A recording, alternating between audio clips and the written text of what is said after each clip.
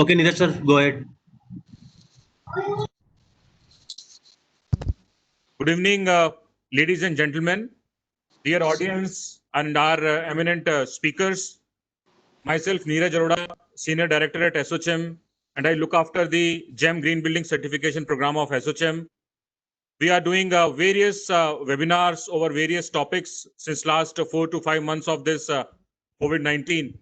And after completing successful webinars on various aspects of green building, now we have started talking about the equipment side also. And we are doing this webinar series with a wonderful organization, GACS we call it. Our today's program is on eco-friendly, fire-safe, low-loss, and compact transformers. Compact transformers for a sustainable habitat. So, friends, as mentioned, we are doing this webinar series with the Global Association for Corporate Services, GACS, and we have today Abasab Kaleji, who is the Joint Secretary, Disaster Management, GACS. We have with us Mr. Neeraj Khare and Mr. Prashant Dadveji, who are our eminent speakers for the day. Their brief introduction will be given by Abasab ji. I would like to introduce Abasab ji here. Abasab ji is the Joint Secretary, Disaster Management, Global Association for Corporate Services. He has 22 years of industry experience, passionate property loss prevention, fire protection, and disaster management professional with hands-on industry experience of 22 years. Worked in various capacities from project engineering, planning, application, engineering, design, testing, and approvals of various materials and systems. Wide experience in design and engineering of passive fire protection system and fire, safe and structurally sound wall roofing assembly construction for marine, building and industrial application. Participating in personal capacity to strengthen the effort to improve agriculture, primary education, disaster management aspects with various organizations and individual working in the sector. So, Abasab ji, over to you. I would like to, you to please, explain the audience about the program, that why we are conducting this program, and please briefly introduce the speakers of the day, sir. Over to you, sir.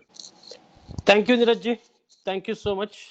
Good afternoon, all. It's our pleasure as Global Association for Corporate Services to collaborate with GEM ASSOCHAM and present this webinar series. As Neeraj mentioned, green buildings, sustainability, and all the aspects related to that are very important in today's world. GSS considers as it is a prime responsibility of every member of GSS to define the specific goals for every organization where they are working and implement those aspects.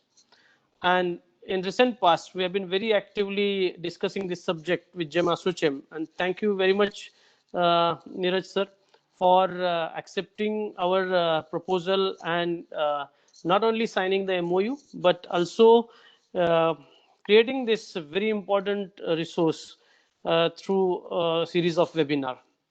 So while talking on this subject, I think in recent past we have been doing some of the webinars on fire related aspects. This is another webinar wherein we thought that transformer is another subject which is not really given due attention. And while we had this particular thought in our mind, we could find two great personalities from this particular field, Neeraj Khare sir and Mr. Prashant Darbe. Neeraj ji and Prashant ji, thank you so much for being with us today. I take this opportunity to introduce Neeraj Khare ji. Mr. Neeraj is a graduate in electrical engineer, and he also possesses management postgraduate diploma in management. He is founder managing director of Adishakti India, which is at New Delhi, and he was working as founder general manager at BSES Rajdhani Power Limited, part of Reliance Energy Group. Uh, he is having 22 years of very rich experience in the field of power and distribution transformers, and he was also associated with Crompton Greaves Limited. Emco Limited, and he has been a certified green building professional with ASSOCHAM, GEM, and GRIHA. He's fellow of the Institutes of Engineers of India and Institution of Values. He's also a member of various professional organizations like GEM, ASSOCHAM, FSCI, IGBC, to name few. He's associated with National Power Training Institute, Power Sector Skill Council, and National Institute of Solar Energy. Welcome, Neeraj ji. I now take opportunity to welcome our second speaker and my very dear friend, Shri Prashant Darve. Prashant is co-owner along with Mrs. Radha Bhatt of Mrs. Project Engineering Services. Project Engineering Services was established in 1986. They have credentials and record of successfully designing more than 200 projects involving electrical systems, HVAC systems, and security systems. They have worked for various organizations like Chase Manhattan, Jordan, Chase Manhattan, Jordan, Citibank, Morgan Stanley, Bank of America, just to name few. In addition to banking sector, he has also extensively served telecom industry, automobile industry, pharma industry,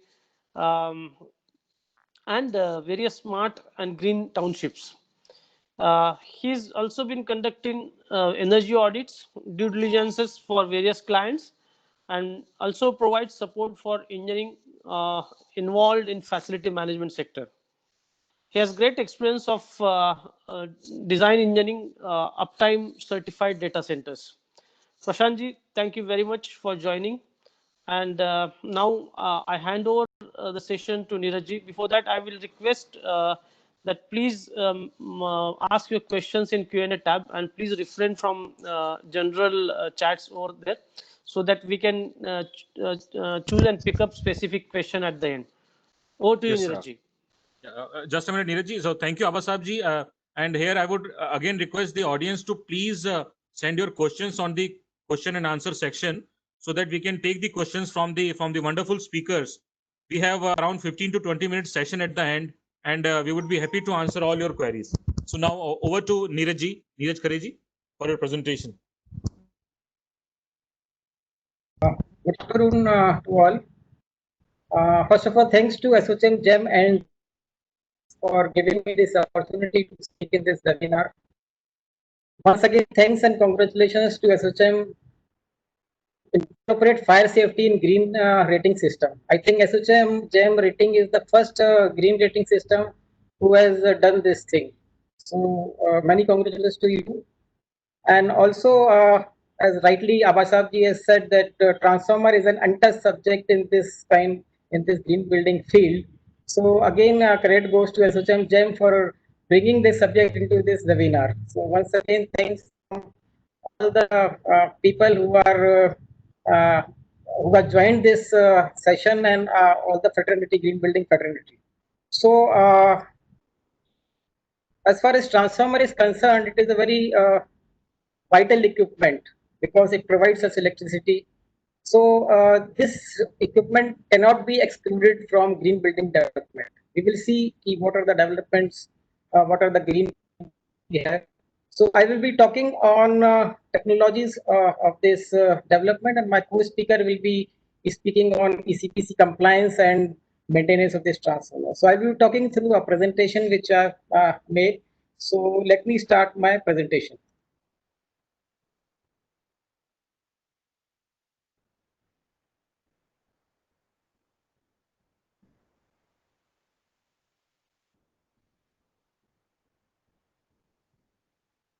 So, the topic of this today's webinar is eco-friendly, fire-safe, low-loss and compact transformer from sustainable habitat.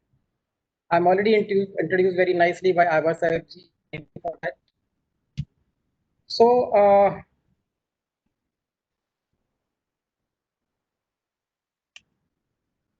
the question is, what is sustainable habitat?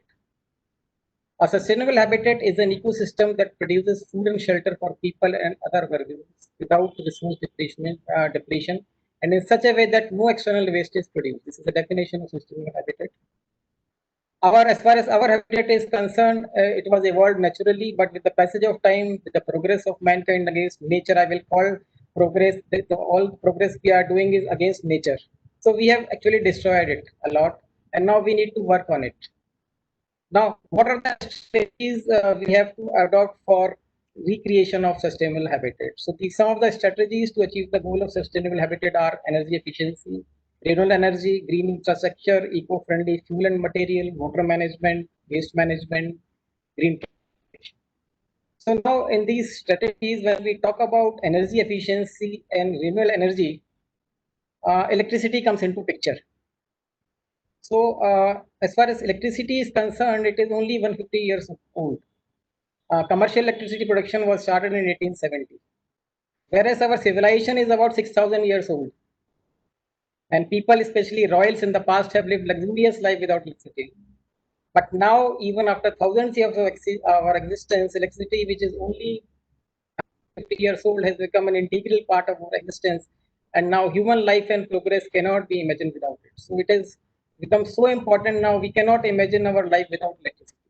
And when we talk about electricity, the equipment which is responsible for providing us the electricity for our usage is transformer. So we all know that power system infrastructure comprises of generation, transmission, and distribution. And transformer is the equipment which transfers electric power from generation, transmission, distribution to the end user. It is a static device which transfers power from one circuit to another by changing the voltage level. So electricity is getting generated far, far away, thousands of kilometers away. Like in Delhi, we are using electricity from South India or East India. So it is getting transferred by using transformers. So this is a very vital equipment for power system. Now this transformer was invented in 1885-86 in Hungary, Europe. There are 4 engineers working for Gans company, and they designed and used first transformer in 1885-86. Later on, some engineers from England perfected the design. Now, when it comes to the distribution part, distribution electricity, distribution transformers come into picture, and this is a common picture which each one of we usually see the transformer installed very close to us. So these distribution transformers, as they provide electricity to us, they are directly connected to the consumer, become very vital equipment. They are installed very close to load centers, be it residential or commercial. These can be seen in the ground floor of the multi-story residential and commercial buildings. These can be seen in shopping malls and complexes within the campus of institutes, offices, and industries. So, present state of transformers, let's see. As of now, most commonly used transformers are mineral oil filled. But mineral oil filled transformers are not eco-friendly. They are accident and fire prone if operation and maintenance is not as per standard. Oil spillage during handling or due to leakages contaminates Mother Earth. Mineral oil is not biodegradable. Mineral oil emits CO2, which is a hazardous gas, not eco-friendly. Oil leakages and spillage is the most common sight in a substation having oil-filled transformers because of poor maintenance. Distribution transformer failure due to low oil level because of the leakage is very common. Every day, one mineral oil-filled transformer catches fire in India. Many times, fire in distribution transformer results in loss of human life. These are some of the pictures of oil leakages in transformers. Oil is getting leaked from the top cover, from the flange joints. Oil is getting leaked from the porcelain insulator bushings, which is connected to cables and jumpers. Oil is getting leaked from the walls of radiators. Oil is getting leaked from the radiator fins. The pictures, power transformer catching fire. These are the power transformers catching fire. These are some of the pictures of distribution transformer catching fire. These are some of the pictures of pole-mounted distribution transformer catching fire. And this is a very uh, case which is very highlighted. It is in Jaipur. One marriage procession was passing by this transformer, and suddenly transformer explodes. Hot oil gets spilled over the procession. The people who are part of the procession, and many people died. And it's a very highlighted case from 2-3 years back near Jaipur. And this is another worst fire tragedies in industry, Delhi, I still have this in our memory, Upar Cinema Car. This this cooks many live people. The border film is going was displayed here, and the fire results in a distribution of some sort in a ground floor. And complete the cinema hall was set up ablaze in the fire, and many people died here. So this is a and after this drive, I started my career during this period only, and I remember that after this, government issued an order of replacing all oil-filled transformer installed in the ground floor of a high-rise building with the dry-type transformer. So at that time, dry-type transformers came into picture in India, and especially in Delhi. After that, that movement of installing dry-type transformers in the basement started.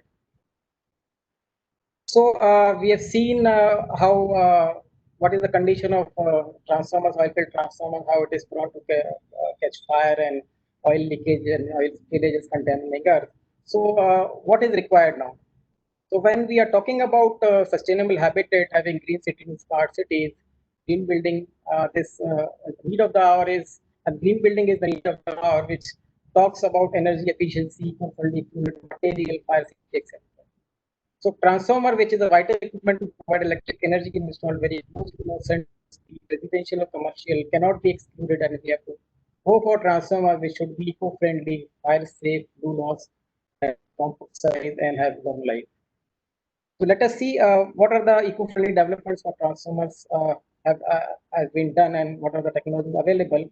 So there are few star rating of distribution transformers, dry type transformers, synthetic and natural fluids, amorphous mode for distribution transformers, gas filled transformers.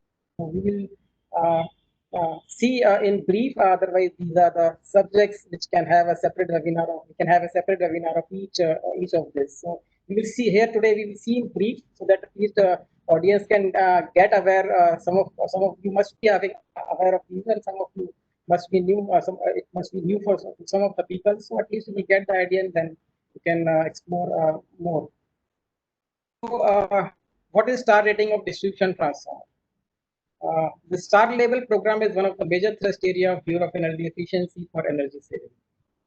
We have seen everybody must be having nowadays a star rated refrigerator, a star rated AC, motors, and there are many equipment which are covered in this B star labeling program.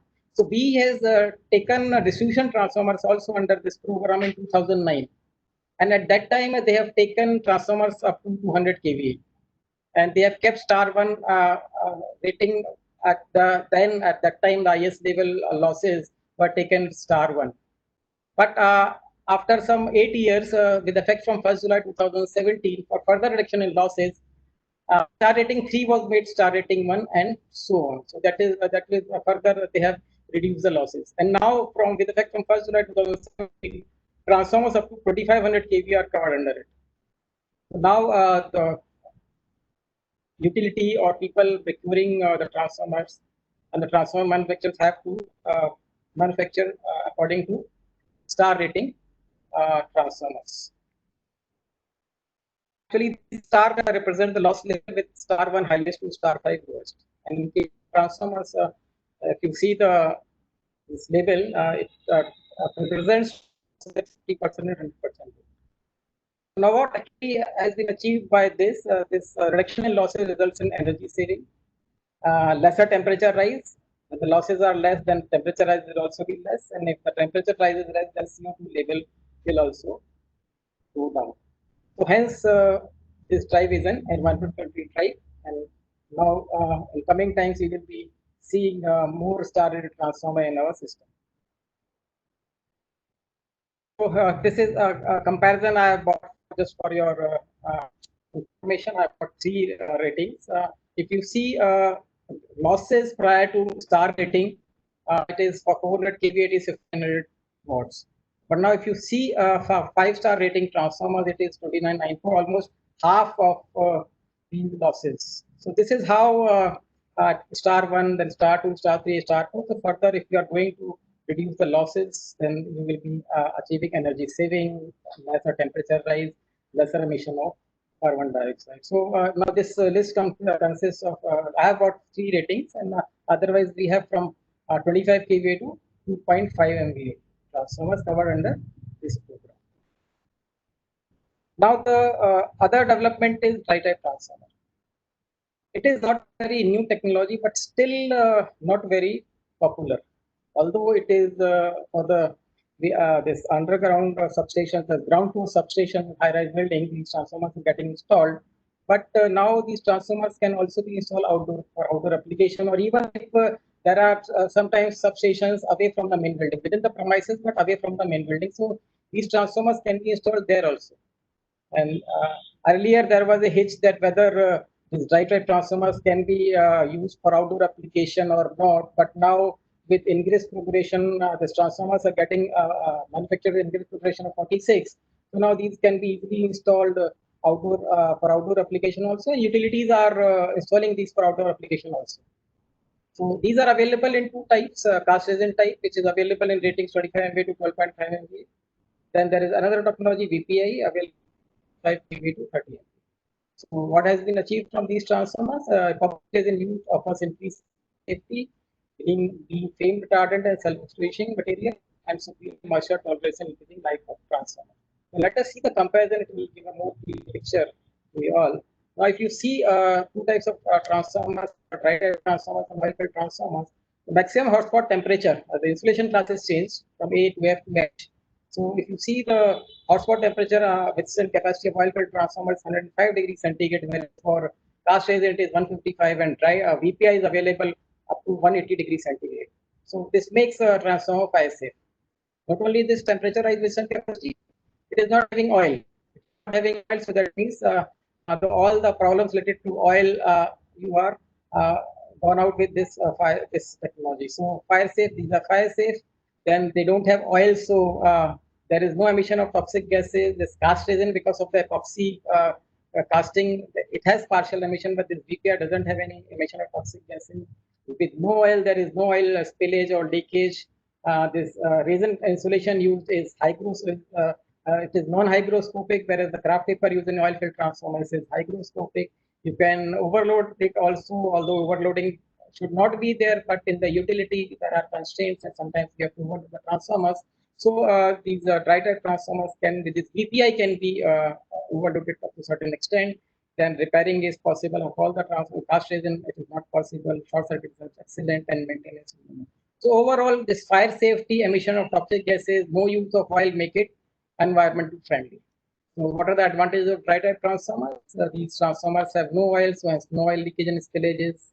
No oil, so no emission of CO2. No oil, so these are free from fire hazards. These are non-hygroscopic, which increases their life. They don't have any impact of chemical environment, whereas oil-filled transformers do have. We don't have oil in these, so these are maintenance costs very negligible, and these transformers have a long life as compared to manufacturing. So these are some of the advantages. And now with the outdoor ingress configuration 46 available, these can be used for outdoor application also, and can be installed away from the building. If there is a requirement, you can go for these transformers.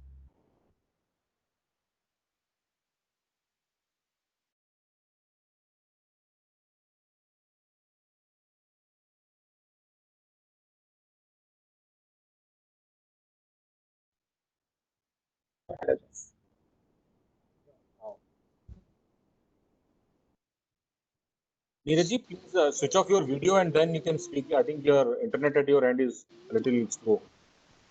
I think he is facing some bandwidth issue, sir. Neeraj ji, please switch off your video and just keep on your audio.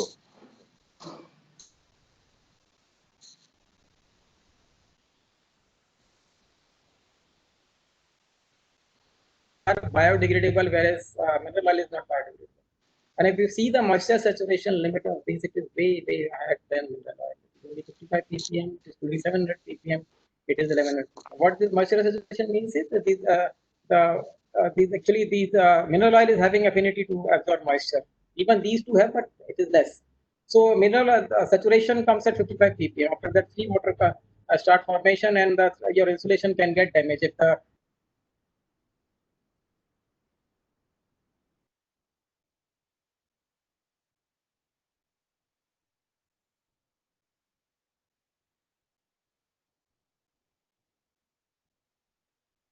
equipment is not. So this will save your transformers from getting damaged. Then, as far as emission of toxic gases are concerned, in natural ester it is very less. In synthetic ester, yes. Whereas mineral oil emits a lot of toxic gases. And when it comes to cellulose aging, it is true in both synthetic as well as natural ester. And you can have a compact transformer design. Compact transformer design is the need of the hour because, especially in metros, we don't have space for our substation. So by using esters, you can reduce your footprint of the transformer. And there is one thing which is again a debatable debates are going on that this natural ester comes with a limitation that it is used for seal transformers. Manufacturers are saying we can use them for uh, breathing transformers only, but this natural ester, the synthetic ester can be used for both type of application. And overloading also, these transformers can be overloaded for up to certain extent, 15-20%. These can be overloaded. So these some of the parameters are very eco-friendly, like biodegradability, fire point, like emission of toxic gases. So these again, this product is the eco-friendly product.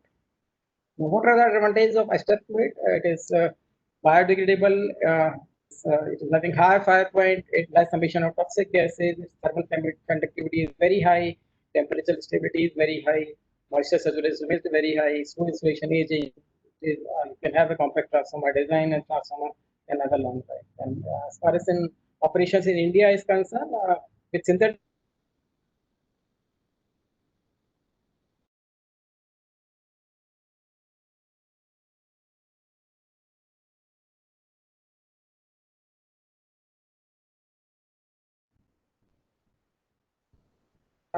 running.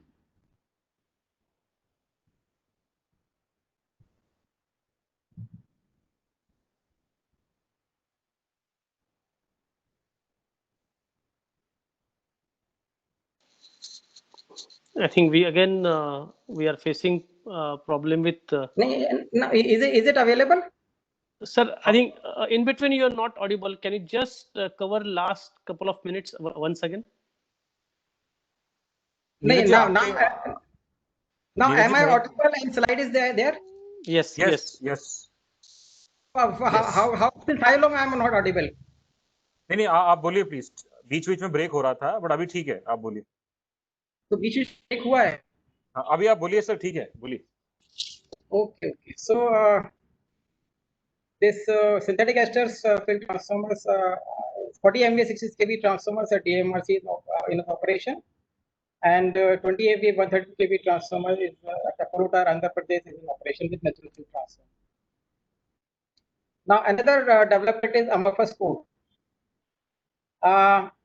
When we talk about transformer losses, there are two kinds of losses: load losses and no load losses. So when it comes to no load losses, it is there. It is present in the transformer, whether irrespective of whether load is present or not. So it is a loss which takes place in core. Now, how to reduce this? Is lesser the thickness of core lamination, lesser the no load losses. So at present, CRGO steel is used, and the laminations is available. Minimum thickness of laminations available 0.23 mm. So with the introduction of this amorphous core metal can be cut into thickness of 0.025 mm. So this actually amorphous core is an alloy of iron with boron, silicon, and phosphorus in the form of thin foils. And actually the process in which it is cooled melt and it results into non-crystal structure, which allows it to cut into thin films. So so that is why we are able to cut it up to 0.05 mm. So now when we have cut it to this much of size, we are able to achieve lesser no load losses. And as of now, transformers up to rating 315 kV are being manufactured in India. And very soon we will be having transformers up to 1 MV also. And in Europe, combination of amorphous core along with esters is also getting used. So they are using amorphous core and they are filling the esters in the transformers and it is getting used in Europe. So advantage of amorphous core, CRGO core is no load loss of 1/3. So that means a reduction of almost 70% of no load losses. And because of this reduction of no load losses, low temperature rise is there. And because of lower temperature rise, there is a reduction in CO2. and then lesser fire risk. And these Amorphous score will be helpful in achieving the cost-effective star 4 and star 5 transformers. As of now, mostly people are buying star 3 transformers, but when they will go for 4 and 5, this Amorphous score will be very helpful in achieving a cost-effective transformer of star 4 and star 5. Now there is another development, that is gas-insulated transformers. In these transformers, sulfur hexafluoride gas is used as an insulating and cooling material. And these are getting used in many countries, but in Indian market, it is yet to be introduced. And why it is not the growth, it is not in much growth, because alternate gas, some European Union is saying that SF6 is greenhouse gas, so this gas should be replaced. So people are searching for alternate gas, and very soon they will be coming out with another gas. So, and the high cost, initial high cost is very high. So that is why it is restraining the growth of this gas in the transformer market. So advantage of gas in the transformer is this gas can be recycled easily. This is a non-flammable, has no risk. And we are in India, we have started using gas insulated switchgear. So now if this GIT came, then it is very easily to integrate this gas filled transformer with gas insulated switchgear, and this allows space saving and integral control over the gas system. And again, this comes with the lower footprint and can be installed underground, which is not practical with oil filled transformers. So overall, again, GITs are safe and environmental friendly. So I want to conclude what we have seen so far. Mineral oil filled transformers are not eco-friendly. For sustainable habitat having green cities and green buildings, they should go for transformers which are eco-friendly and fire safe. We have seen that how dry type transformers, Chesterfield, Amorphous core, and gas-fuel transformers offer fire safety and eco-friendliness. Now, when these green developments are already there, need of the hour is to make people working in the field of green building aware by training programs, workshops, webinars. I would like to close with a remark by Sir David Attenborough. He said, the truth is the natural world is changing and we are totally dependent on the world. It provides our food, water, and air. It is the most precious things we have, and we need to defend it. So thank you all for patient listening, and I welcome questions at the end of this. My co-speaker will finish speaking. So about this in brief, because of the time constraint and all. Otherwise, these can be have a separate webinar. Each subject can have separate. Further, if you have some queries and all, you can contact me at my numbers and contact details. Thank you very much, and over to Neeraj Amit. Thank you.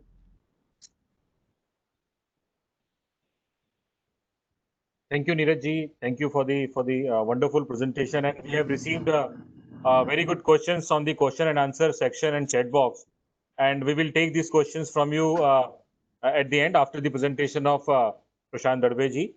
Now we would request Prashant Dadve ji for his presentation. Over to you, sir. Thank you very much, Neeraj ji, and thank you very much, Neeraj Khare ji. As we have two Neeraj, so I have to be specific on that. It was an excellent and eye-opener session from Neeraj Khare ji. Thank you very much. So I thank ASSOCHAM GEM and GSES for inviting me for this particular webinar. My screen is visible. Sir, is the screen visible?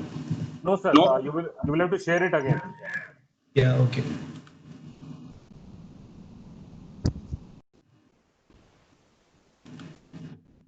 Now it is visible, sir. Visible, sir. Okay. Thank you very much. So as Khare ji said that today's topic is one was on the green and sustainable transformer, and second is when we say that okay, green and sustainable, but that has to be enforced on us, because there is something which there are things which we do not do it on our own. So to do that, what we have to our disposal is the ECBC compliant transformers. Now Neeraj ji touched upon the star rating of the transformer. ECBC and obviously the BIS standards, what we talk about, they are slightly different in terms of their losses. But let's look at what is ECBC and what is the ECBC compliance, and we will look at the standard maintenance practices of the transformers and why that is important. Part of it has been covered by Niraj. So let's go into that bit detail. So ECBC, which is Energy Conservation Building Code, this was applied or this was started for the building which are having connected load of 100 kilowatt or 120 kVA. This does not cover the residential building, but this covers the rest of the building. The purpose of this ECBC is to provide the minimum requirement for the energy efficiency. And when we talk about energy efficiency, we can talk about it in terms of losses. When we talk about energy ECBC, there are three types of code which are having for the ECBC, and they cover three buildings. One is the normal compliant. When we talk about ECBC, it is a normal building which is code compliant. That is called as ECBC building. When we go to a step up, we have ECBC plus building. It has got certain more requirements in terms of the energy efficiency. And then we have a super energy conservation building code, which is super ECBC. So what does it cover?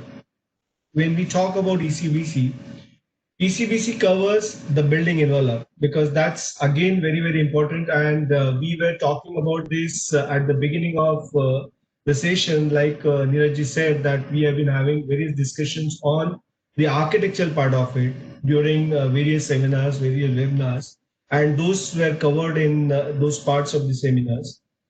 We have the mechanical systems, which includes heating, ventilation, air conditioning, hot water. So that is again a bigger chunk of the power guzzler, as we have seen in the various conversation, or we have heard about it in various webinars. The third most is the electrical power, motors and renewable energies system, which has been covered in the ECBC. So what does it, what are the mandatory requirements from the power point of view? Obviously, it has got the lighting and other aspects of it. But today we are going to look at what are the other mandatory requirements. So the first and foremost is the transformer, motor, DG set, power factor correction, power distribution cabling, uninterrupted power supplies, that is UPS.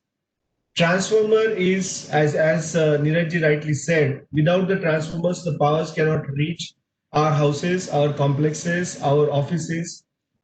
This is a very, very important and vital equipment in the power distribution system. Now, ECBC specifies what are the losses which we should be having when we use the transformer. So ECBC takes help of IS 1180 and says that 5%, the losses stated in IS 1180, the limit of that is 5% up to class 11 kV, up to 11 to 22. 22 to 33 kV, it is 7.5% is the maximum loss. And they have provided the losses which are required or which are permissible for dry type transformers. And when we talk about the losses, why are we specifically talking about 50% load and 100% load? Since we are talking about the distribution transformers, they are idle for 50% of the time. As you know that either the offices or the complexes work in one shift, and then after that there is very, very less load or minimal load. And in that case, we need to get the transformer losses to the minimal, because that's the recurring expenses which we are going to have. And Niraj very well covered as to various aspects which we can use as you move further and reduce these losses. He talked about the replacement of the core material. He talked about replacement of the oil. But presently, with whatever the replacement of the mineral oil with the natural oils, But the presently, whatever the transformers, what we have, what the Milner oil, what we are using, with that, the losses which we get, the ECBC has given three sets of losses. One for ECBC building, second ECBC plus building, and third super ECBC building. And if we try and compare this with 1180, they talk about level 1, level 2, and level 3. So if you look at the losses, they are same as what has been stated in ECBC building, ECBC 2, and super ECBC. And here Neeraj touched upon the star rating of the transformer. So that is also, there are also the losses which are mentioned in the star rating, and they are more or less similar to this. But when we talk about 5-star rating, those losses are very, very less compared to even level 3 ratings, what we're talking about. Unfortunately, we do not have that slide here, but we have those losses, and which is less compared to level 3. When it comes to dry type transformer, again, they have provided, ECBC has provided three sets of losses: ECBC, ECBC building, and super ECBC. Now, when we talk about these losses, how does it help? How does it impact our calculations? We'll see that further. In addition to this, ECBC has stated that measurement and reporting of the transformer losses is very, very critical and very, very important. This we have been talking about the measurements and recording of the losses or the energy is very vital from the point of view of maintaining and managing the electricity or the power usage, from the point of view of our green building, from the point of view of our usage. And that is how we can control, we can limit those particular usage. So that provision has been made in the code of ECBC. And ECBC says that transformers above 500 kVA should have CT and PT installed to monitor the losses or the power consumption regularly on period, so that it can be studied and it can be maintained. Now, when we talk about reduction in the losses, what are the benefits? Obviously, when we have the less loss, and as we said, as we discussed, the distribution transformer is idle at least for 50% of the time, that is 12 hours in a day or maybe 10 hours in a day. So that time, if we reduce the losses, our energy bill is going to get reduced. In turn, when we talk about reduction in the losses, we are going to reduce the carbon footprint, and thus we will not cause more global warming or climate change. Now, when we talk about the transformer losses, when we talked about level 2 or level 3, or in terms of ECBC, ECBC building, or super ECBC. So if we compare the savings, what we get with those losses, you can see on this particular slide, we have calculated the losses for 12 hours operation. And if with this calculation, if you see the level 2 transformer loss at 50%, it is 2790. At 100%, it is 7700. Level 3 losses is 2620, and at 100%, it is 7000. So assuming that we use the transformers at load for 12 hours, and if we use the transformer at 100% load for 12 hours, we get the yearly saving of 48,000 rupees, approximately 48 to 49,000 rupees. And as you know that the transformers generally have a life of 20 to 30 years. If we consider an average life of 25 years, obviously this can always be enhanced with appropriate maintenance. So in the average span of 25 years, we will be saving something like 9,77,000 rupees on our energy bills. Now, if we look at the cost of level 2 transformer and cost of level 3 transformer, the initial expenses, what we will be doing for cost level 2 transformers, something like 17,50,000 rupees. and level 3 transformer 19,70,000 rupees. So the difference of the initial cost is just 2,20,000 rupees. And with the yearly saving, we can get back with a simple calculation our additional money which we have spent in 4.5 years time. And as you know, we have just now discussed that the lifespan of the transformer is something like 20 to 30 years. So rest of the time we will be having that as a saving. When we talk about the generation and the losses, so when we say that we save 1 unit at the customer end or 1 unit which is saved at our end, that means 2 units which are generated. So when we save, say, 1 rupee at our end, at the generation end, we will be saving something like 2 to 3, and this depends on the various factors. There is something called as cascading effect of the losses. As we see that there is generation efficiency, step up of the power, then transmission losses. In addition to that, as we know, there are number of thefts which are happening in between. Then then we step down the power. So in the whole this process, we lose a lot of efficiency, and hence this becomes the unit which we save, 1 unit becomes 2 or 3 depending on what efficiency we are working at. Now, when we talk about the CO2 generation, 1 kWh is equivalent to something like 0.6 kilogram of CO2.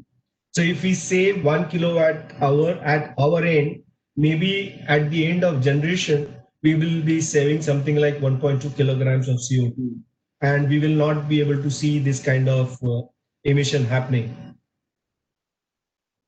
So the basic principle of green is reduce, reuse, and recycle. So with this particular fundamentals and with the reduction in the losses, we are achieving one pillar of that, which is reduce. So we are reducing the losses if we go for the ECBC compliant transformer, or to that matter, star rated transformers, as Neeraj ji had mentioned. So we reduce the losses and hence we help the environment. So we have achieved one part of it in terms of reduce. Now dispose, how can we do that? How can we reduce, or how can we reduce the disposal of the transformers? As Neeraj ji had said that there are a number of accidents takes place which causes the transformers to go bad. There are if the transformers are not maintained properly, then the transformer fails early. So in that case, we have to dispose the transformers earlier than its life or lifespan. So if you have to reduce that, what do we do? So the important aspect for improving that is the maintenance of transformer. And today's trend in terms of maintenance of the transformer is concerned, or to that matter, any equipment is concerned, the first question which comes from the management is, how can we reduce the maintenance cost? Whereas on the other hand, we are saying maintenance is very, very important aspect, but there is a pressure to reduce the maintenance cost. So people start looking at various avenues, such as increase the maintenance interval or defer the maintenance altogether, or reduce the number of checks or maintenance to be being carried out, use the local or non-standard material. Is this safe? Is this advisable? And especially when it comes to transformers, people say it is a static piece of equipment. It doesn't have any moving parts. So do we really need to maintain the transformer? And if yes, why? So when we talk about transformer maintenance, the statistics indicates that the failure rate of transformer in India is very, very high. It is 25% per annum as compared to international norms of 1 to 2%.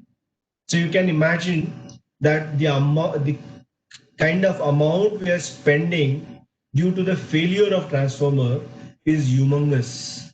And as we had seen, moment the transformer fails, we have to dispose it off.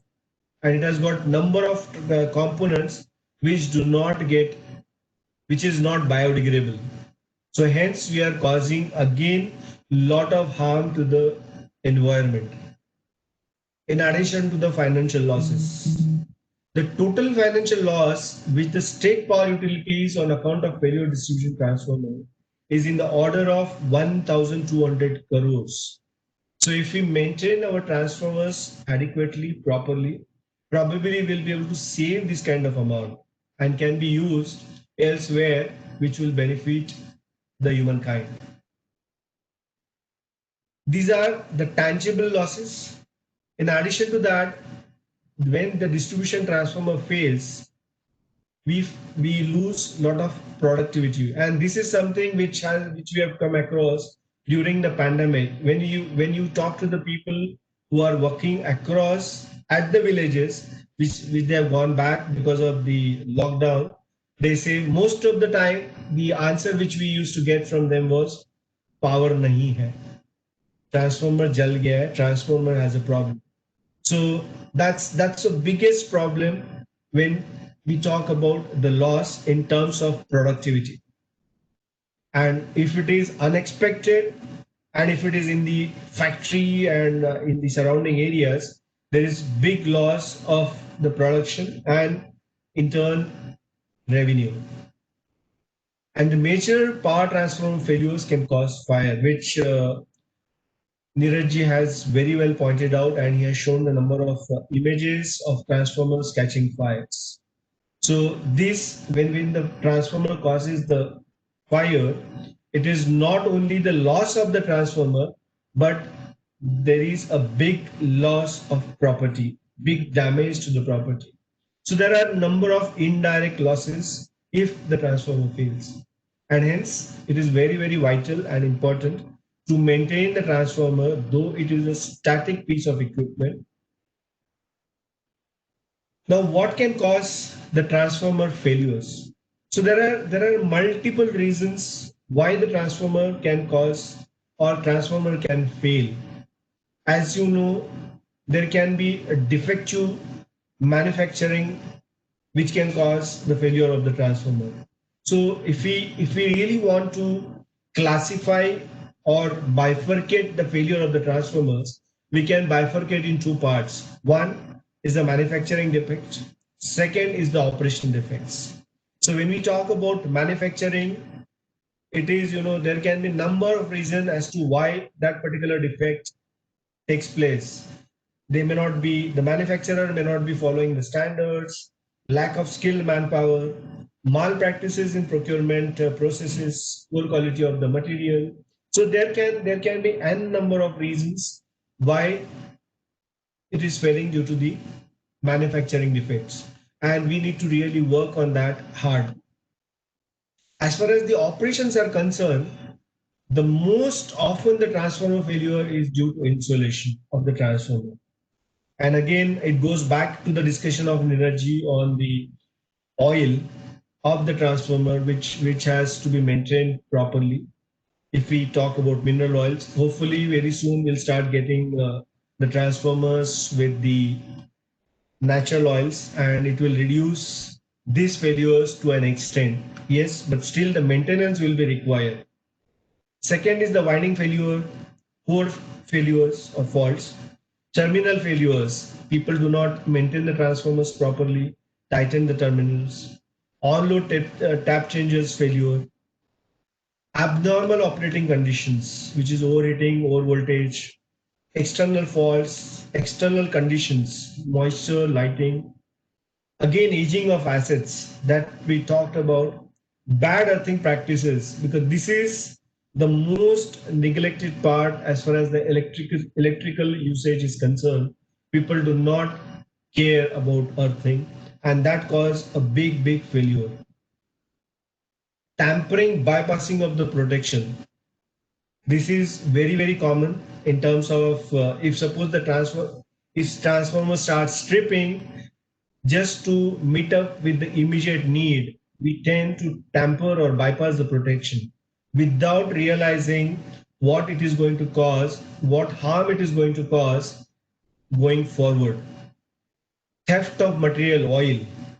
This is very common when we talk about the rural areas or the distribution transformer which is being used by the utilities. Well, what can we do to enhance or increase the life of the transformers? So the first and foremost, like we said, the production, we have to look at reducing the losses, reducing the faults of the transformer, which are going to take which are going to take at the production stage. So we need to follow and monitor the procurement process. So we have to be very, very careful about specifications. We have to talk about each and every components of the transformer, look at the specification, quality of the material. Even we can look at testing, stage testing. I mean, obviously the testing is done, but which is done usually at the end of the process when the transformer is completely sealed. So we do not get to see what has gone inside. And commissioning process, because if it is not properly commissioned, again, that can create a lot of issues going forward. Monitoring.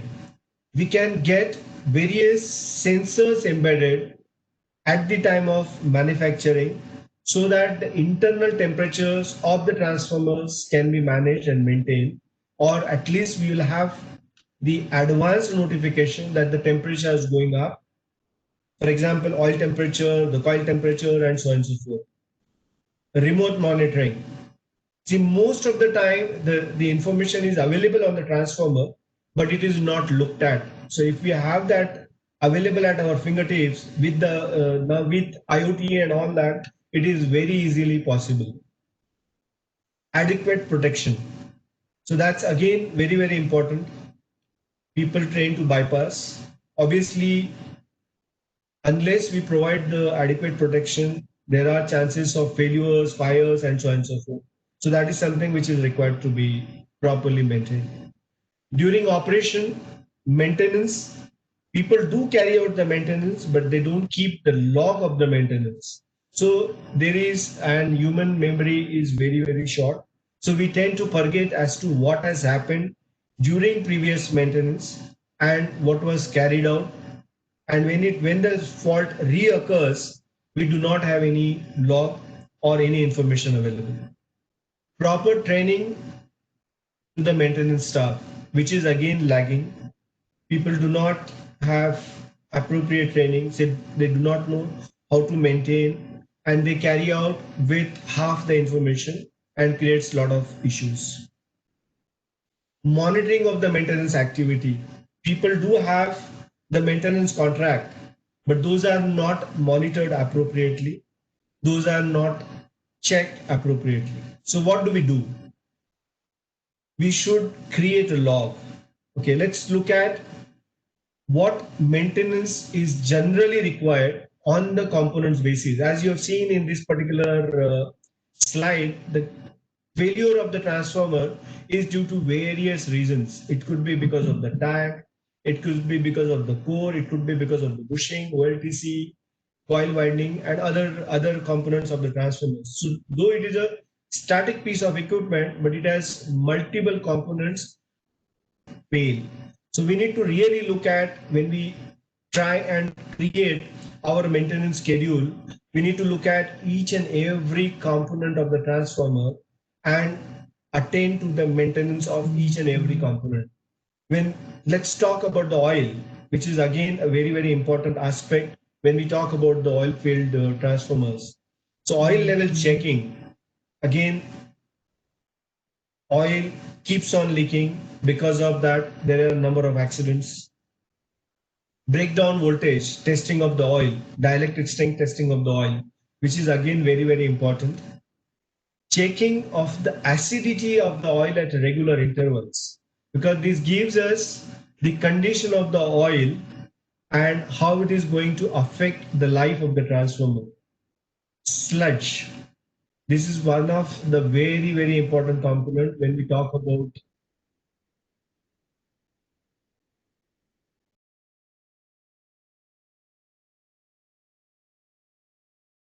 मॅडमनी काय घेतलं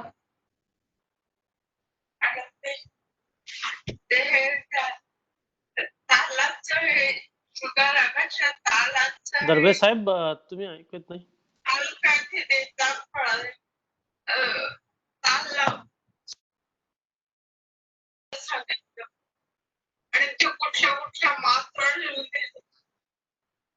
okay okay I think there is some background noise from Dadbhe Saab's end. Please check once again. we have to really look at the issues as to what is happening to the oil. Sludge, dirt, moisture, which can be removed by filtration. So we have to be very, very clear, very, very careful and do the filtration of the oil at regular interval as advised or suggested by the transformer manufacturers. Insulation resistance, because that's the second biggest cause of failure of the transformer. So insulation resistance to be checked at interval of every 6 months. Bushings, usually they are not cleaned, they are not inspected, and it causes again the transformer failures. Dust, dirt, salt, chemical and deposition on the bushings should be clearly or should be cleaned at regular intervals. Periodic checking of the loose connection. So we'll have to really look at the electrical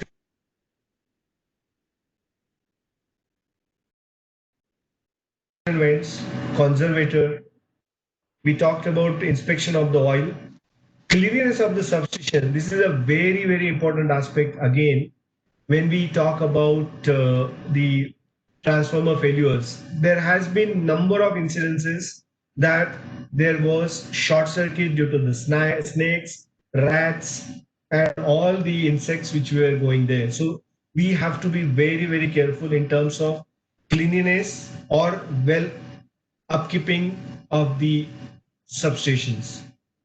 People neglect the painting of the transformer, which has to be carried out depending on the condition of the transformer. Otherwise, enclosure can start corroding and the transformer can fail prior to its design life.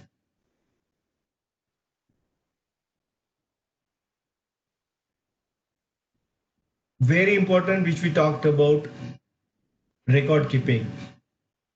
So what is expected? As a maintenance team, we are expected to create a log sheet which captures what maintenance is required on hourly, daily, quarterly, half yearly, and every 5th year. We should create that log sheet, and obviously that log sheet is being used by a technician as a first hand tool. So we need to give him what he should be looking at. So we can give him, like we see in our pathologies, we should tell him what he should be looking at when he sees, okay, let's say if he sees high winding temperature, what he should be doing. And if there are any alarming requirement, what is the action which he should be taking at. This kind of tabulation, if we do, it will probably help the technicians to understand the severity of the problem and the action which is required to be taken. And unless and until all these are being looked at by the higher authorities, this is not going to get implemented appropriately and maintenance is not going to happen as it is expected. So the way we have been talking about record keeping and tracking is very, very important. One very important aspect in all this is as-built drawings and O&M manuals. These are not to be found in most of the offices or most of the institutes. So this is very, very important. We should always keep those handy. Inspection schedule. We should draw a yearly calendar. Most of the time, our maintenance get shot dead because there is no slot available for the maintenance to be carried out. People say, oh, we have some important tasks to be delivered, so we can't do the maintenance. So if we have a maintenance calendar done, probably that is not going to happen. Everybody will get to plan the schedule according to that, and the activities will get carried out as planned or as scheduled. Log sheets to have the maintenance to be carried out, date, time, detailed finding out report should be available, because this comes very handy when similar fault occurs or if the fault reoccurs in any of the equipment. So we know what fault and why it is happening, or we can deep dive in the problem area. Cost. Again, we do not keep the tab of the cost as to what we utilized or how much did we spend initially to install or to repair that particular component. So we do not have the comparison. That helps comparison. Duration of the rectification, because this again helps us plan our yearly calendar. If in one of the maintenance, if you have taken little longer time, we can always look at, okay, why did we take longer time over there? How can we reduce? How can we optimize? And that helps plan the yearly calendar. Unless and until all these activities are inspected, checked by the supervisor, they will not be managed diligently and proper method statement. So when we talk about doing any activity, unless the processes are in place, they will not be done in an appropriate manner. So I think with this, I would like to thank, because we have a limited time, so I would like to thank ASSOCHAM, GEM, GSES, Neeraj Khareji, and all the participants.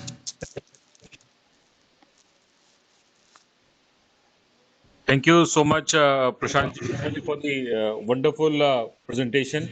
I'm sure that today our audience must have got all the information about transformers, because Neeraj ji discussed about types of transformers and other very useful information about transformers, that how these transformers play an important role in green buildings as well. And then you talked about other details of the transformers. So both of you have covered, I think, all A to Z of transformers. So thank you so much. We have received many questions. I think I selected around 20 questions out of that. Let me see how much we can cover in next 20-30 minutes. So before that, I would like to make an announcement that, as you know, that GEM is the Green Building Certification Program of ASSOCHAM. And on coming Saturday, 26 September at 11 a.m., we are conducting a free webinar on GEM Green Building Certification Program. So we will share the information of this webinar with you on your email ID. And around 35 plus universities are supporting us for this webinar. We are planning to conduct this webinar with the 3,000 plus attendees. And I'm sure that these attendees will get the participation certificate as well. So I would request all of you to please join us for this upcoming GEM training and webinar. This is free of cost. Thank you so much. Now, Abbas ji, I would like to take the questions from the audience. And if you allow, should I start asking the questions from our eminent speakers? Please, sir. Please, sir. I have identified some of the questions. I would request both the speakers who can answer these questions. So first of all, the question is that at what temperature the gases generate in transformer, and what type of gases generated, and how we can remove these gases. I think Neeraj ji can answer this question. Neeraj ji. See, process of when transformer is in operation, this mineral oil field, this mineral oil is consists of hydrocarbons. So during the process, the temperature cannot be specified, because there is a limitation that manufacturers are already specify that how much should be the temperature rise. Within then temperature rise only, also the gases like carbon dioxide, carbon monoxide, ethane, methane, ethylene, these types of gases gets generated, and these gets dissolved in the transformer itself. But when there is some fault inside the transformer, then that the temperature rise, then acetylene also gets generated. At that time, pressure is also created, and then the further this generation of pressure and gas, then they trips the transformer and further analysis. So gas generation is a continuous process within the transformer. If it is a fault, acetylene will generate. Otherwise, this carbon dioxide, carbon monoxide, ethane, methane, ethane gets continuously generated. Okay, so you are saying that gas generation is a regular phenomena in the transformers, and it depends upon the size and specification of the transformer. But if there is some No, fault, it doesn't depend upon the size. No, it doesn't depend upon the size and specification. It's a normal process because oil consists of hydrocarbons. It is during the breathing, it gets exchange of atmospheric gases takes place. So it's a normal process. Only in the abnormal condition, when there is a fault, then acetylene gets generated, and then further it is a matter of analysis. What is the fault? Why acetylene is generated? So Okay, at the regular interval, actually at the regular interval of time, with this oil also get deteriorates. So we used to do filtration of these oil, recycling of this oil, and that during that process, all the gas generators are get degasified. okay, good, good. Thank you so much. And next question is, I mean, this is a very common question, which I mean, I remember when I was a student, I was used to ask this question: is there any disadvantage of dry type transformer? And at what rating of voltage and kVA this becomes right choice based on the application? So, Prashantji, would you like to answer? So, yeah. Sorry, can you repeat the question? I couldn't hear that. Yes, yes, please, please. So, my question is there any disadvantage of a dry type transformer? And at what rating of voltage and kVA this becomes the right choice based on the application? Okay, so when we talk about what voltage and kVA, so we'll have to do an analysis. But first of all, when we talk about transformer, I don't see that there are any disadvantage per se. Can have offer, it will offer the advantages only. As Neeraj said, it requires less maintenance. It is user friendly, and it is environmental friendly because it doesn't have the oil and other aspects of it. So it is not disadvantageous to use the dry type transformers at all. It is advantageous only to use the dry type transformers. As far as as far as the voltage and this thing is concerned, we can generally, this has been used for the distributions, especially in the areas where we have indoor type of transformers, and it becomes, this has become mandatory from the by the law that we have to use it. Okay. Okay, okay. Sure, sir. So, and our next question is, kindly advise on role of winding material for loss reduction and what is right choice for building distribution. Neeraj, would you like to answer? What is right building distribution means? Building I mean, the question, I mean, I think they are asking about, I mean, what is the right choice for, how this transformer can be applicable. So, I mean, his question is like, kindly advise on role of winding material for loss reduction. So, what is the role of widening is, see, you have both, you have only two conductors, copper and aluminum. So aluminum can be used for lower rating transformers, say up to 400 kVA. You can use both copper as well as aluminum. But when you go for high rating transformers, then copper is used. So only two winding materials are available. Now there are experiments of hybrid all conductors with high rating transformer using copper and aluminum bowl, but that is for high rating transformers. For distribution transformers up to 400 kVA, you can use both aluminum and copper. Above 400 kVA, you should use copper. Neeraj, just to add to what Kareji said just now and the question which we had from the audience. See, when we talk about the no load loss, it's not only the copper loss, it is copper and the core loss. And like Kareji has very well covered in his presentation, when we use a different material for constructing the core, it reduces the core loss, and core and copper, these constitute the no load losses. So if we are in position to reduce the core loss, I think we will be able to achieve better losses at no load and obviously at higher loads. But since we are talking about the distribution transformer, the no load losses are of more concern. And the second question, if I have understood it correctly, in terms of the building, when we talk about the building, it will be the best choice will be the die type transformers, because in the building, mostly the transformers are installed in the basement or at the ground floor or within the building. And within the building these days, as per the authorities, they even discourage or they do not allow to use the oil type transformers. I hope this helps. Yeah, I think that the candidate was supposed to ask this question only. So in continuation to that, I would like to ask what are the opportunities available in India in the area of underground electricity transmission and distribution. So nowadays we are seeing that the cables are lying underground. So what are the opportunities available in India in this regard? I mean, what do you think, Prashantji? No, underground electricity is something which is very common for the metro cities.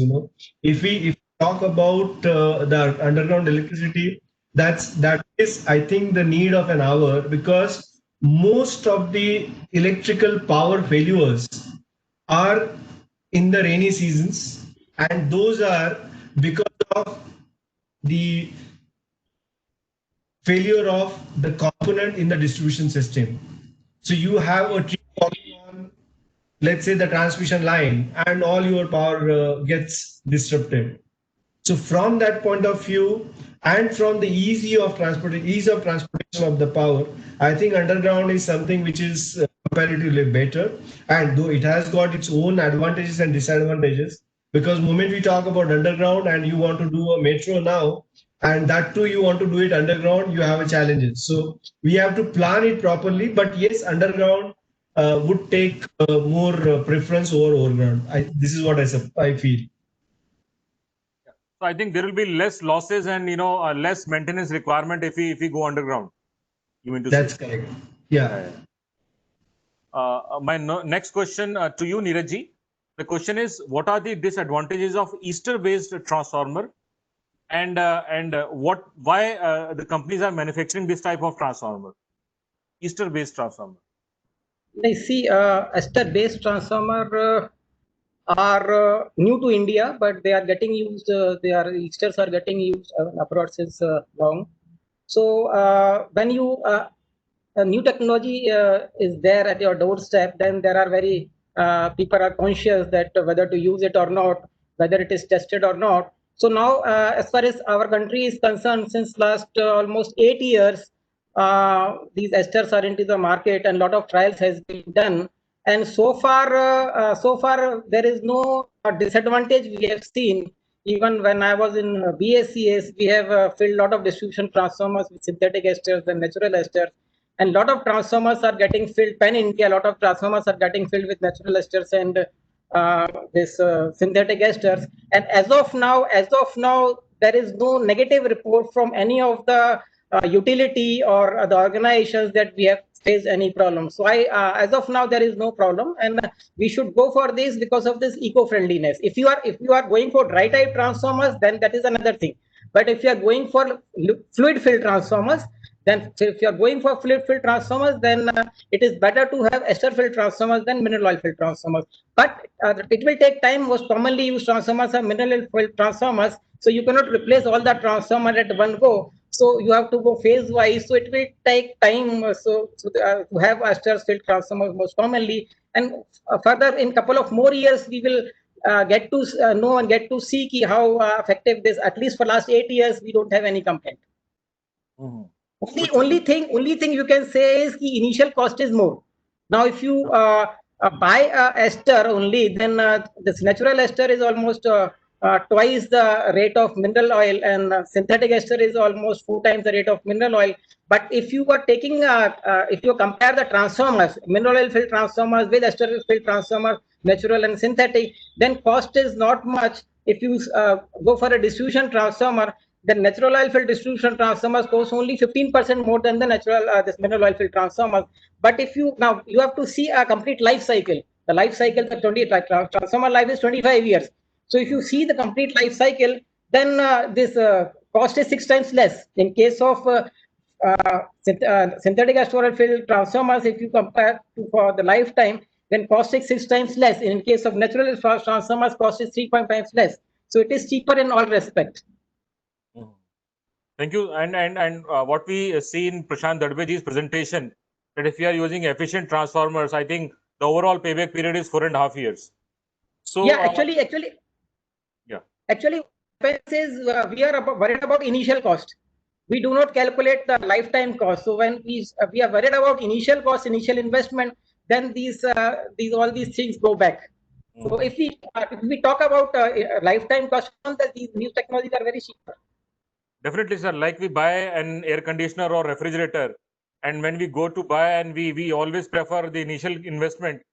So Yeah. we purchase inefficient but a cheaper refrigerator instead of using a 5-star rated efficient refrigerator. So Yeah. likewise for transformers also.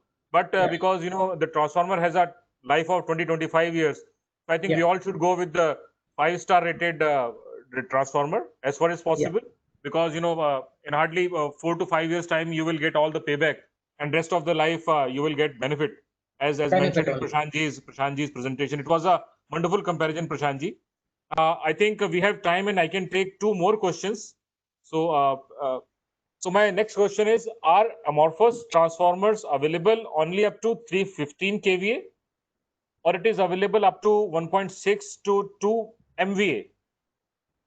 See, as of now, actually, this amorphous core transformer, when introduced, actually this required again from the manufacturer side, it required some more initial investment to have some separate kind of plant for assembling this core, for rewinding of this transformer. So and then again, as far as utilities are concerned, it is a new technology, so they are also they are not also coming forward. So that is why, and prior to 2018, our first core is very costly. But after 2018, there is a sudden reduce in the price of amorphous core, and so now till date, these are getting manufactured up to 315 kVA only. But there are few manufacturers who are coming forward, and they have started manufacturing up to 1 MVA.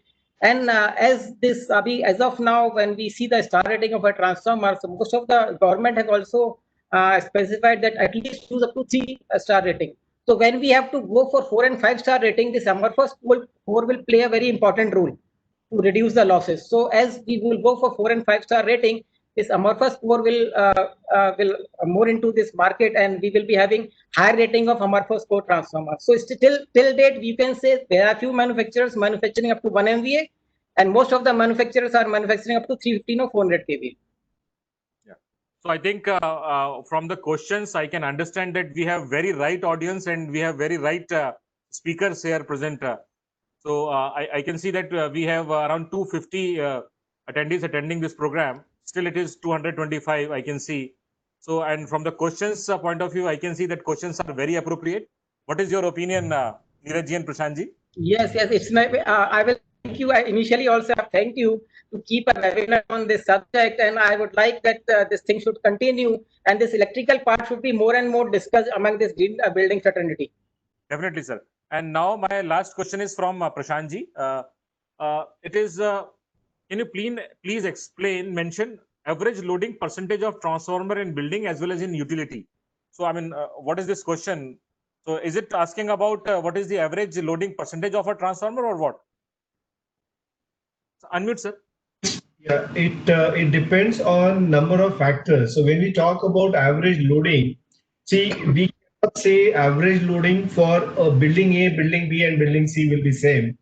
Those can be looked at on various aspects. For example, if it is a residential building, the loading will be different at different times, because during the day we may have very minuscule load, but maybe during evening time or during night time we have larger loads.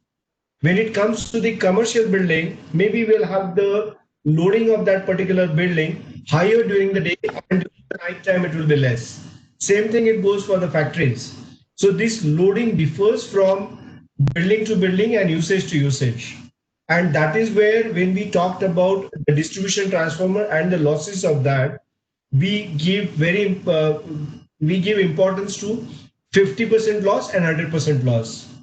50% loss at 50% load and loss at 100% load, because most of the time the transformer, or at least 50% of the time, the transformer is working on very less load. So I think this was the question, if I have understood correctly. And when we talk about various loading, yes, we'll have to look at the statistics. It can't be a generic answer as such. So, sir, whenever we talk about efficiencies of the transformer, we always talk about 50% loading or a full loading. So, why only 50% and full loading? Why not? I mean, something intermediate. If my question is right. No, that's correct. But when we say that the distribution transformers, either they are, I mean the design of the distribution transformer is such that, and the selection of the distribution transformer is such that they work generally very close to 100%, or when there is a less load, they work very close to 50%. Okay. So That is why we always ask about the factory test rating of the transformers at 50% loading and full loading. yeah, so I mean, since it is specifically we are talking about distribution transformer, Okay. if it would be a power transformer, mostly we will be talking at higher loading rather than at lower loading, because it to transmute the maximum time, it is going to be at very close to the loading of the transformer capacities. Okay, sir. Neeraj ji, can I take one more question from you, if you allow? Yes, you can. So, one question is, just a minute. Yeah, just a minute. I was looking at the questions. It is just, yeah. So, please give a comparison between online oil filtration and offline oil filtration process with respect to safety, environment, and cost. So, Online as well as offline, you can go for both are safe. Both are safe. In case of power transformers, if you have to go for offline filtration, you have to take a shutdown for a longer period of time. So it is preferably to go for online filtration. But only thing you have in case of distribution transformers, online filtration can be accident prone because of small size of transformers. You don't have filtration valves and all. So you prefer offline filtration in case of distribution transformers. So for distribution transformers, go for offline filtration. For power transformers, you can go for online filtration. Only thing you have to take care, there should not be bubble formation in this filtration process, so that otherwise transformer will get tripped. So you have to ensure that if there are bubble formation, that you have to take it out through a bubble relay, and there is a special arrangement. It is to be done to take out air as well as bubbles of which are produced during the filtration to take out from the bucket. We should ensure the transformer should not trip during the online filtration. If Prashant ji want to add something, he can add. No, you covered it well, Neeraj. Thank you. Great. So, Abbasab ji, it was really a wonderful session. I can see. So, this is the fourth webinar of our series, and I can see that we get very relevant audience and very relevant speakers. Wonderful topics are designed. So Yeah. that's why we are getting good audience for the programs, and we are getting good response for the programs as well. Just to add, Neeraj ji, I think this was one of the most critical, and like Neeraj Khare sir, time to time appreciated this fact that I agree with him on this fact that some of the green building rating systems do not look into these aspects, and like fire and electrical. So we should compliment GEM ASSOCHAM for that. We are really bringing some good thought leadership in this particular subject. Just to add to that, I think Prashant ji and Neeraj ji, we both feel agree that this particular subject has to play a very important role when it comes to resiliency, property damage, or what he mentioned about, Prashant ji mentioned about intangible losses. In fact, in some of the cases, we can also measure tangible losses, because transformer is heart of your entire system, I think. And then it's very evident that if you not look into the role of that particular component in your entire business model, you may be doing some great mistakes. So thank you, Neeraj ji and Prashant ji, for wonderful insights, and Neeraj, Arora ji for adopting this subject. Sir, thank you so much. Because designing a green building is not just the architecture or the structure, but it includes each and everything. Because the energy consumption of a building, it is 40% air conditioning, and rest is lighting and other equipment and other things. So we will have to take care of each and every part of a building to make it sustainable, energy efficient, and water efficient. And because energy is very important, as mentioned by Prashant ji, that if you are spending 1 unit of electricity, we are producing 0.6 kg of carbon dioxide, which is huge, sir. So I mean, this was a fact which we all neglect during our day-to-day life. So we should take care of that. We should save even a single unit of electricity, so that we can save 2 units of electricity generation at the generation end, and we can save the CO2 production as well. So thank you so much, Neeraj ji and Prashant ji, for this wonderful insight. We all know everything, and we have all studied during our engineering days all these things, but in our day-to-day life we forget everything, and these seminars helped us to revive and remind and these important aspects, sir. So thank you so much for joining, and we will receive many questions on email as well. So we'll forward those questions to you for your answer, sir. No issue. Yes, you can, please. Yeah. Thank you so much, sir. Thank you very much. Thank you, Neeraj ji. Thank you. Thank you, Abha ji. Thank you, Prashant ji. Thank you, Neeraj ji. Thanks, Abha sir. Thank you, Neeraj Khare ji. Thanks, everybody. Thank Bye. you. Thank you. Thank you. So we can leave.